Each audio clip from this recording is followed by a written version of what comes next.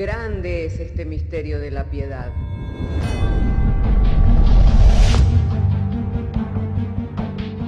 Si se destruyeran los fundamentos, ¿qué ha de hacer el justo? Porque con un solo sacrificio hizo perfecto para siempre a los santificados. Justificados por la fe, tenemos paz para con Dios.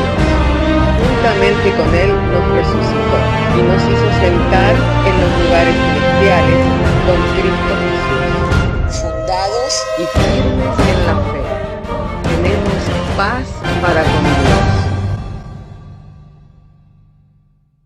Bienaventurados los pobres en espíritu, porque de ellos es el reino de los cielos. Bienaventurados los que lloran, porque ellos recibirán consolación. Bienaventurados los mansos, porque ellos recibirán la tierra por heredad. Bienaventurados los que tienen hambre y sed de justicia, porque ellos serán saciados. Bienaventurados los misericordiosos, porque ellos alcanzarán misericordia. Bienaventurados los de limpio corazón, porque ellos verán a Dios. Bienaventurados los pacificadores, porque ellos serán llamados hijos de Dios. Bienaventurados los que padecen persecución por causa de la justicia, porque de ellos es el reino de los cielos. Bienaventurados sois cuando por mi causa os vituperen y os persigan, y digan toda clase de mal contra vosotros mintiendo. Gozaos y alegraos, porque vuestro galardón es grande en los cielos.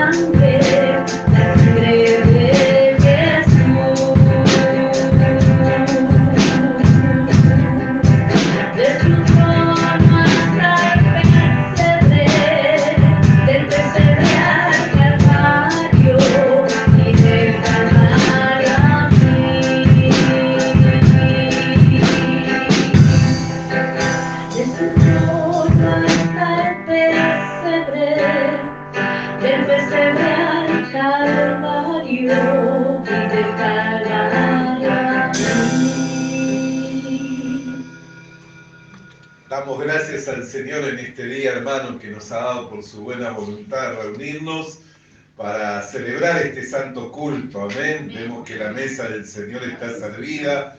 Hoy vamos a servirnos del cuerpo y de la sangre del Señor Jesucristo, siendo para nosotros la evidencia de que hubo una muerte y mediante esa muerte la reconciliación para con Dios. Y al ser participantes del cuerpo y de la sangre del Señor, formamos el cuerpo de Cristo aquí en la tierra, manifestándonos como su iglesia.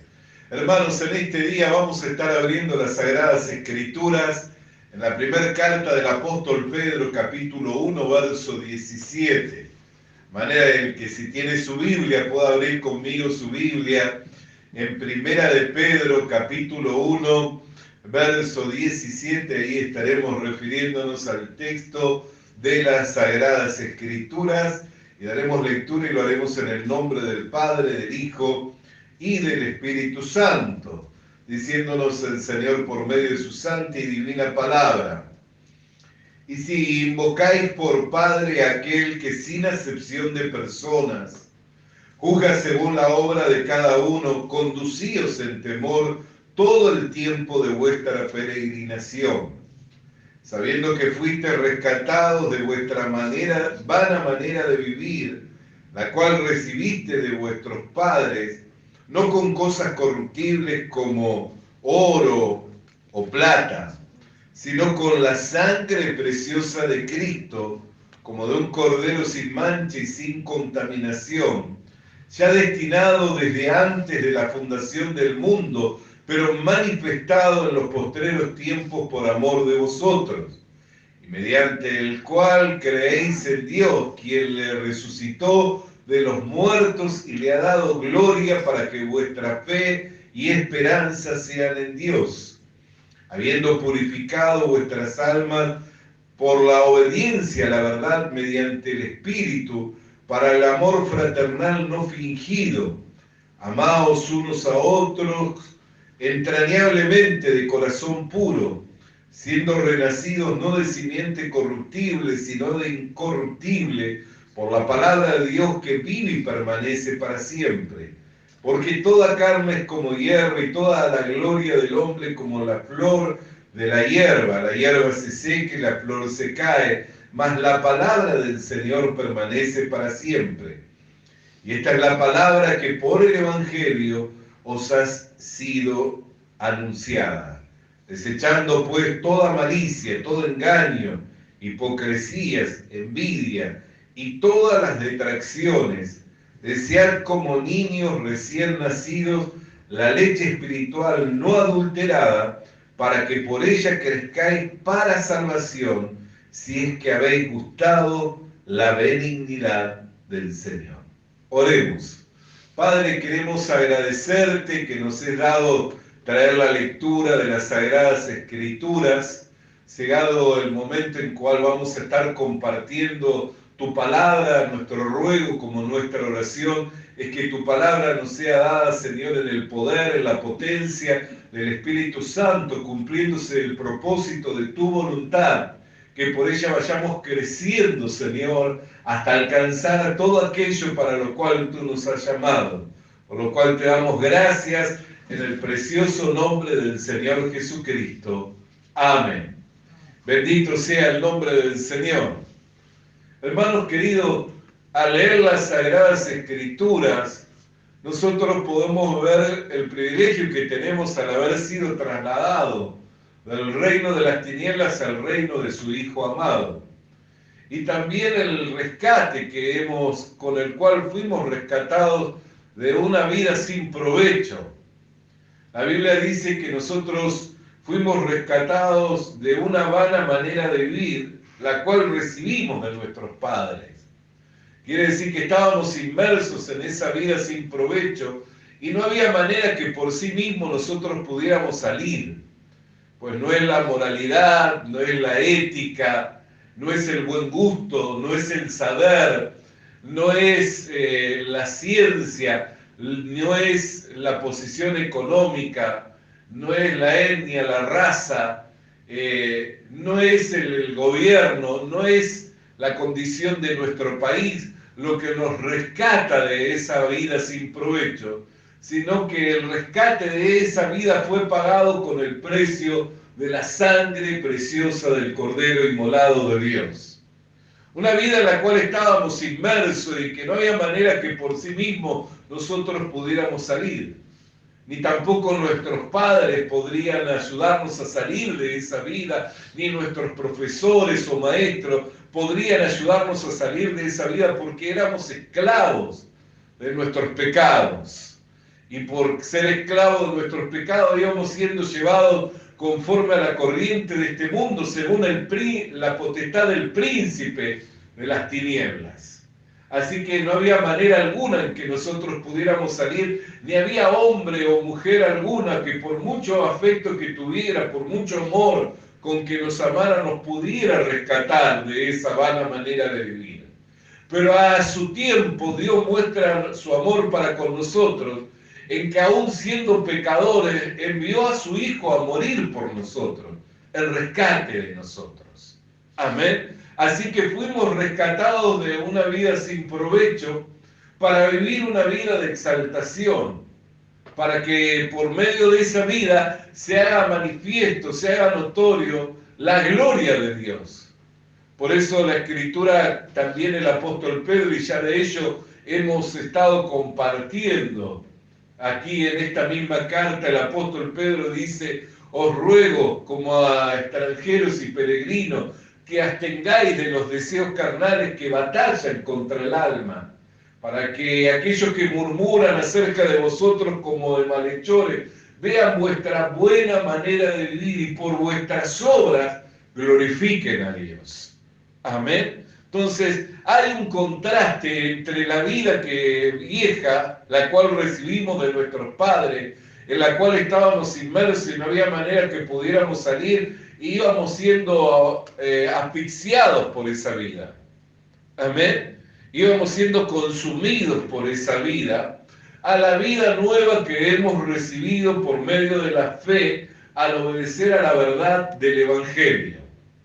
Hay un contraste muy grande y es nuestro privilegio, hermano querido, conquistar todo lo que hace a esa vida, que nosotros podamos alcanzarlo viéndolo manifestado en nosotros. Por eso en el día de ayer hablábamos al respecto de la paciencia, que en los últimos 500 años es lo que menos se ha manifestado en las sociedades, y es como que a medida que va pasando, transcurriendo las generaciones, cada vez es menos lo que se va manifestando como la paciencia. Entonces nosotros vemos que la Escritura nos habla a nosotros en cuanto a ser pacientes hasta la venida del Señor Jesucristo. Amén. A ser pacientes hasta la venida del Señor Jesucristo.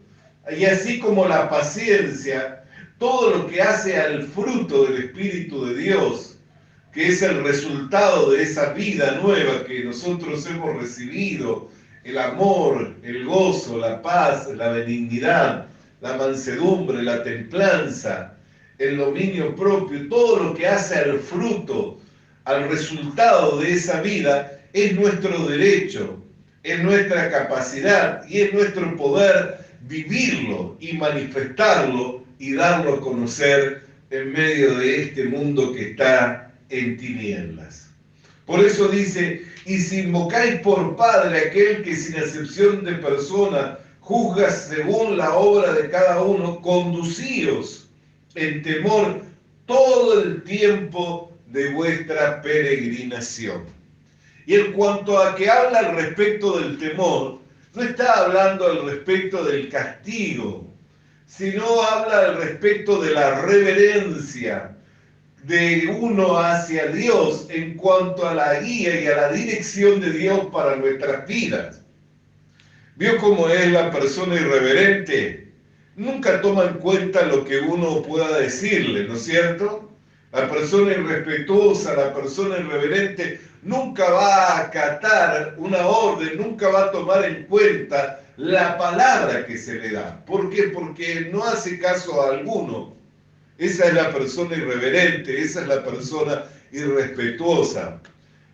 A diferencia de la persona que se conduce en el temor, está esperando la guía, está esperando la palabra, está esperando el consejo de Dios para poder conducirse en medio de este mundo en sabiduría, para poder conducirse en medio de este mundo en el temor de Dios.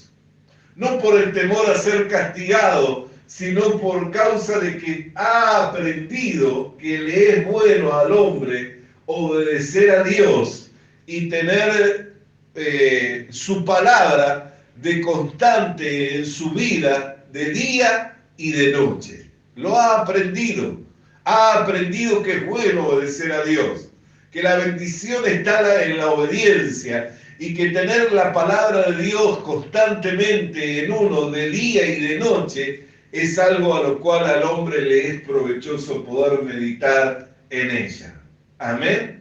Por eso, hermano querido y hermana querida, es muy glorioso ver que Dios nos ha concedido el privilegio de poder ser rescatados y trasladados de esa vana manera de vivir a ser exaltados juntamente con Cristo y a poder vivir y poder manifestar esta vida y vida de exaltación. Por eso, cuando habla el apóstol Pedro, dice: sabiendo que fuiste rescatado no con oro ni con plata, sino con la sangre preciosa del Cordero de Dios, sin mancha y sin contaminación, destinado desde antes de la fundación del mundo, pero manifestado en los postreros tiempos por amor de vosotros. Qué glorioso es poder saber que todo esto fue diseñado por Dios. Desde antes que el mundo fuese, antes que Adán y que Eva estuvieran en el huerto del Edén, ya Dios tenía un pensamiento al respecto de usted, al respecto de mí, y ese pensamiento era el que nosotros pudiéramos ser hechos participantes de la naturaleza divina por medio de preciosas y grandísimas promesas que nos fueron dadas a través del Evangelio. Que Dios pensó en usted y pensó en mí desde antes de que el hombre fuera formado del polvo de la tierra. Amén. ¿Por qué? Porque la iglesia es una nueva creación. La iglesia es creada en Cristo Jesús.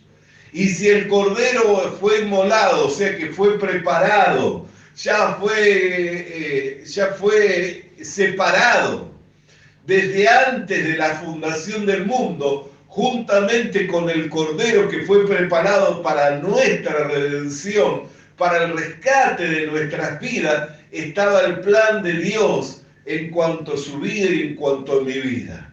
Amén.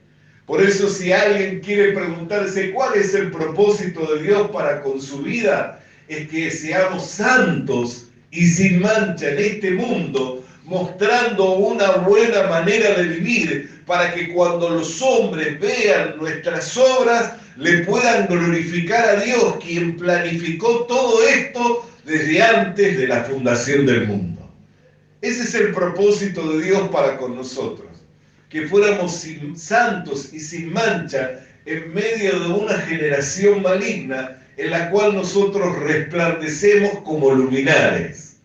Ese es el propósito.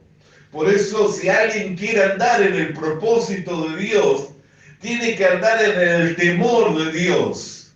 Y el que anda en el temor de Dios no se apresura, sino que espera en el Señor a recibir la guía, a recibir el consejo de la palabra de Dios para poder manifestarse y andar en este mundo en sabiduría.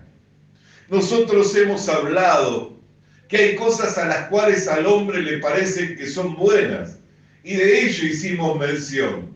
Por ejemplo, vender un frasco de perfume de alabastro en 300 denarios y repartirlo y darlo a los pobres es algo bueno, ¿no es cierto? Nadie puede juzgar de malo tomar una posesión tan valiosa, ir, venderla, repartirla y darla a los pobres.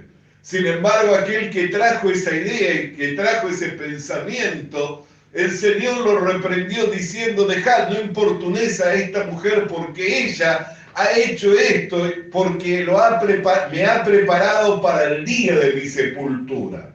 Así que lo que era la opinión de los hombres en cuanto a lo que era bueno, ya no era bueno, porque Dios tenía otro propósito con ese frasco de perfume de alabastro. Amén. Y ellos seguirían teniendo oportunidad porque los pobres siempre estarían entre ellos para poder hacer esas obras. Por ejemplo, a Zaqueo lo alabó y dijo: por cuanto la salvación vino a esta casa porque es un hijo de Abraham. ¿Por qué lo alabó? Porque él dijo: la mitad de mis bienes daré a los pobres, y al que haya defraudado se lo devolveré multiplicado 4 veces. A él lo alabó. Sin embargo, a Judas no lo alabó. Y el propósito era dar a los pobres. Pero ¿cuál era el plan de Dios? Que por medio del cambio, la actitud de Zaqueo se manifestara que la salvación había llegado a esa casa. ¿Quién era la salvación? Cristo era la salvación. Ahora, el propósito de la casa de Lázaro era otro. La salvación estaba ahí. Cristo estaba ahí y debía ser ungido con ese perfume de alabastro. Ve la diferencia entre hacer lo que uno cree conveniente, ve la diferencia entre hacer lo que a uno le parece bueno y seguir la guía y la dirección de Dios. Hay una diferencia muy grande. Por eso el que anda en el temor de Dios no se apresura, sino que espera la guía y espera el consejo de Dios para poder conducirse en este mundo de una manera sabia y de una manera prudente y de una manera provechosa, para que quienes murmuran al respecto de nosotros como de malhechores, cuando vean nuestras obras, puedan glorificar a Dios. Amén. Alabado y santo sea el nombre del Señor. Dice: mediante el cual creísteis quien le resucitó de los muertos y le ha dado gloria, verso 21, para que vuestra fe y esperanza sean en Dios, habiendo purificado vuestras almas por la obediencia a la verdad mediante el Espíritu, para el amor fraternal, amaos unos a otros, entrañablemente de corazón puro, siendo renacidos no de simiente corruptible, sino de incorruptible, por la palabra de Dios que vive y permanece para siempre. Hermanos, en el hombre natural, en el hombre viejo, no está el poder amar entrañablemente. Por eso es que es muy común hoy decir, las personas ya no te amo o he perdido ese amor. Pero el hombre nuevo fue creado según Dios en la justicia y la santidad de la verdad. Y ese hombre ha recibido el Espíritu de Dios, el cual lo ha sellado a uno para el día de la redención completa. Y mediante el Espíritu Santo que nosotros hemos recibido del amor de Dios para amar de esa manera. Por eso puede que alguien diga, yo no puedo amar, pero si cree a la verdad de Dios y si entiende de que fue renacido no de una simiente corruptible, la cual recibimos de nuestros padres, por eso teníamos una vida sin provecho, sino de una incorruptible, de una nueva simiente, entenderá que ahí está el poder, la capacidad y el derecho de poder vivir esta vida nueva y manifestar esta gracia que es poder llegar a amar de la manera en que Dios nos ha amado a nosotros. Amén. Entonces, cuando nosotros entendemos lo que es el nuevo nacimiento, lo que son las dos naturalezas, que una la recibimos de nuestros padres, otra la recibimos por la obediencia a la verdad, habiendo creído a la palabra del Evangelio, siendo purificados nuestros corazones y lavado nuestra alma de todas nuestras transgresiones, que hemos renacido por la palabra de Dios que vive y permanece para siempre. Y eso también nos es una seguridad. ¿Por qué? Porque al ser renacidos por la palabra de Dios que vive y que permanece para siempre, esa palabra no solamente nos dio el poder renacer, sino que sigue trabajando en nuestras vidas. Sigue haciendo su obra en nosotros, nos sigue sosteniendo, nos sigue fortaleciendo, nos sigue infundiendo el ánimo y las fuerzas para seguir constante, creciendo y extendiéndonos hacia adelante para llegar a alcanzar todo aquello por lo cual fuimos tomados por el Señor.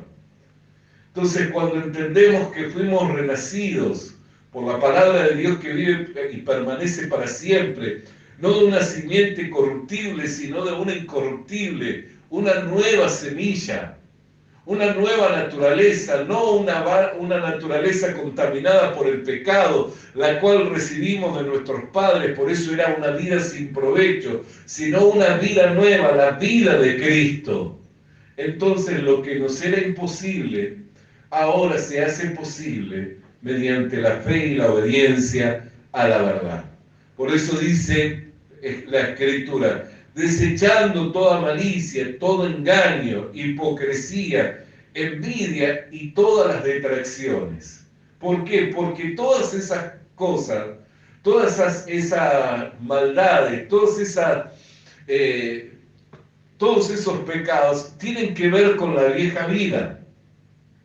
Las envidias, las borracheras, los engaños, la maledicencia, la fornicación, el adulterio, todas esas cosas que son las obras de la carne, tienen que ver con la vieja naturaleza, la cual fue crucificada juntamente con Cristo. Por eso dice, desechando todas esas cosas, desead como niños recién nacidos la leche espiritual no adulterada, para que por ella crezcáis para la salvación. Entonces nosotros miramos, fuimos renacidos por la palabra de Dios, que vive y que permanece para siempre. Quiere decir que es una palabra viva, es una palabra rema, que salió de la boca de Dios y sigue haciendo su obra, y permanecerá para siempre. Amén. Bendito sea el nombre del Señor. Entonces nosotros podemos vivir por la palabra del Señor, y no solamente podemos vivir por la palabra del Señor, sino podemos ir creciendo en el conocimiento de Dios, en la manifestación de esa vida por medio nuestro. Hay un conocimiento que es el conocimiento retenido, que es el conocimiento del cual uno no participa. Vio, por ejemplo, si yo le abriera un aparato electrónico, si usted no conoce los conductores de ese aparato, cómo funciona un capacitor, cómo funciona un transistor, para usted eso es un conocimiento retenido. Sabe que por ahí puede emitir una frecuencia modulada de radio, sabe que por ahí puede captar una imagen de televisión, pero para usted es un conocimiento retenido. ¿Por qué? Porque nunca participó en el armado de una de esas plaquetas, ni conoce cómo funciona, ¿no es cierto? Al no participar, para usted es un conocimiento retenido, o sea, visualiza, percibe, disfruta de algunas cosas, pero es un conocimiento retenido. Así hay muchas personas que hablan de Dios y tienen el conocimiento retenido. ¿Por qué? Porque hablan de aquello que han oído, de aquello que han visto, pero nunca hablan de lo vivido. Nunca participaron de esa vida. Entonces es un conocimiento teórico, intelectual, que se va transmitiendo de boca en boca. Y eso no transforma a nadie. ¿Por qué a Jesús le decían maestro? Porque hablaba como quien tenía autoridad, no hablaba como el resto de los fariseos. Nadie lo había levantado como maestro.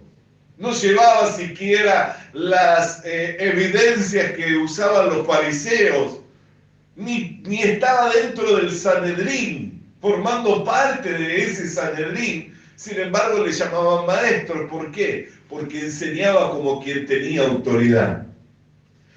Entonces hay un conocimiento que es el conocimiento retenido, del cual muchas personas hablan. Sí, yo sé que existe el radio y que transmite frecuencia modulada o amplitud modulada. Yo sé que existe un televisor y puede transmitir la imagen, ya sea por cable, por satélite y hoy por hoy mediante el internet. Sí, sé que eso existe, pero nunca participé de cómo se arma un televisor, ni sé cómo funcionan los capacitores, los transistores, no sé qué medidas tiene que haber para que puedan captar esa imagen.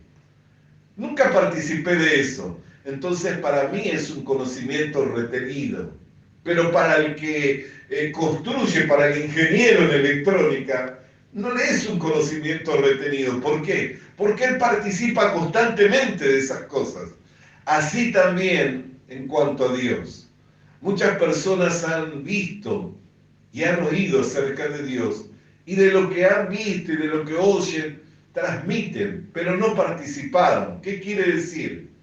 Que son oidores, pero no hacedores de la palabra de Dios. Nunca participaron. Nunca se hicieron uno con la palabra de Dios.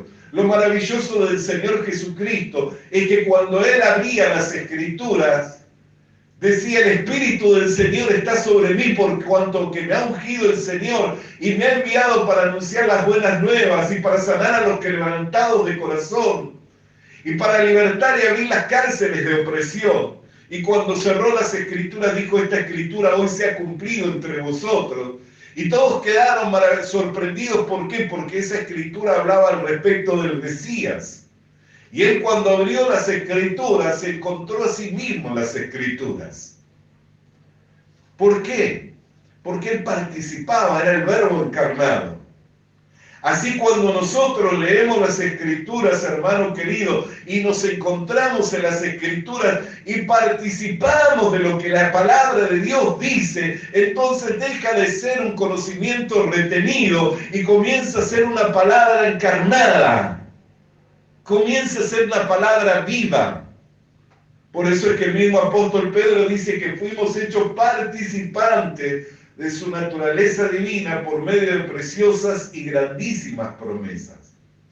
El llamado de Dios y el propósito de Dios para con nuestras vidas es que participemos de esta vida. Que participemos, que tengamos parte, no que seamos espectadores, no que podamos decir en tal lado, ¿sabe qué? Hay gente que está viviendo el Evangelio. En tal lado hay gente que, ¿sabe qué? Está creyendo al Evangelio. Sino que seamos participantes. Que los que nos vean puedan vernos y decir, estos hermanos están creyendo a la palabra verdadera del Evangelio y están viviendo por el Evangelio. Que seamos participantes y no meros espectadores, y que contemos a otros del lindo espectáculo que están dando los hermanos y la obra maravillosa que están mostrando los hermanos que viven por el Evangelio y para el Evangelio, sino que seamos participantes.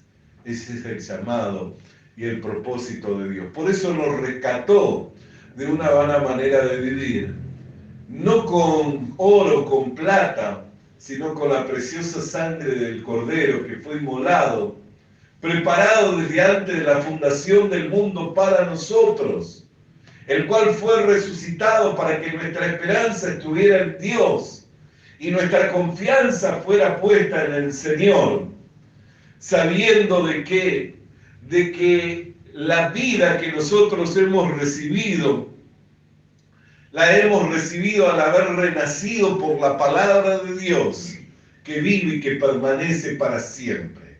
Por eso dice, desead como niños recién nacidos la leche espiritual, por la cual podéis crecer para alcanzar la salvación. Por la cual crezcáis para alcanzar la salvación. No se trata de la vida eterna, sino para que podamos manifestar esa vida eterna. Ya nuestra alma fue rescatada, ya nuestra alma tiene un ancla segura que es Cristo. Pero en cuanto a lo que habla de esta salvación, no habla del rescate de nuestra alma, porque el rescate de nuestra alma fue hecho por Cristo en la cruz del Calvario, sino habla de la vida, de ser salvos del presente siglo malo y de poder manifestar la vida de Cristo. Amén. Si nosotros seguimos viviendo en detracciones, en envidia, en lascivia, si seguimos viviendo en las inmundicias de la carne, es como si nunca hubiéramos sido rescatados. Pero si desechamos todo eso y nos aventuramos a ir hacia adelante, hacia la meta del supremo llamamiento, vamos a poder manifestar por la palabra de Dios una vida que está llena de virtudes y que es una vida y vida en abundancia. Así que el propósito de Dios para con nuestras vidas es que seamos santos y sin manchas en este mundo y que podamos alumbrar como luminares en medio de las tinieblas para que cuando los hombres vean nuestras buenas obras, le glorifiquen a Dios. Vamos a estar de pie para orar. Padre, queremos darte gracias porque nos has rescatado de una vida sin provecho, una vana manera de vivir la cual recibimos de nuestros padres, no con oro ni con plata, que son cosas corruptibles, sino con la preciosa sangre del Cordero que fue preparado desde antes de la fundación del mundo, manifestado en medio de estos tiempos por amor a nosotros, habiendo sido renacidos por la palabra verdadera del Evangelio, que vive y que permanece para siempre. Por lo cual, Señor, te damos gracias, porque por medio de esa palabra, Señor, no solamente nos trasladaste del reino de las tinieblas al reino de tu Hijo amado, sino que nos sustentas y nos llevas hacia adelante, Señor, hacia la meta del supremo llamamiento que es en Cristo Jesús. Por lo cual te damos gracias en el nombre de Jesucristo. Amén y amén. Alabado y santo sea el nombre del Señor.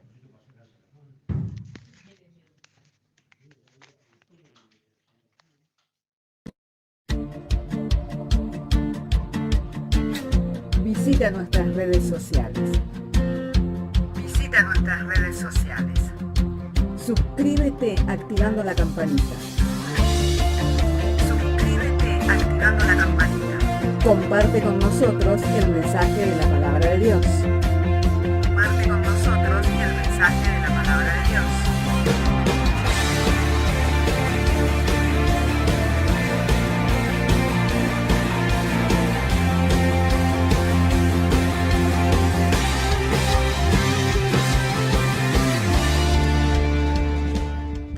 Le animamos a que consiga una Biblia, porque en ella encuentra la mente de Dios, el estado del hombre, el camino de salvación, la muerte de los pecadores y la felicidad de los creyentes. Sus doctrinas son santas, sus mandamientos son obligatorios, sus historias son verdad y sus decisiones inalterables. Léala para ser sabio, crea en ella para ser salvo y póngala en práctica para ser santo. Ella contiene luz para guiarle, alimento para reforzarle y consuelo para alentarle. La Biblia es el mapa del viajero, el bastón del peregrino, la brújula del piloto, la espada del soldado y la carta del cristiano. Le animamos a que consiga una Biblia,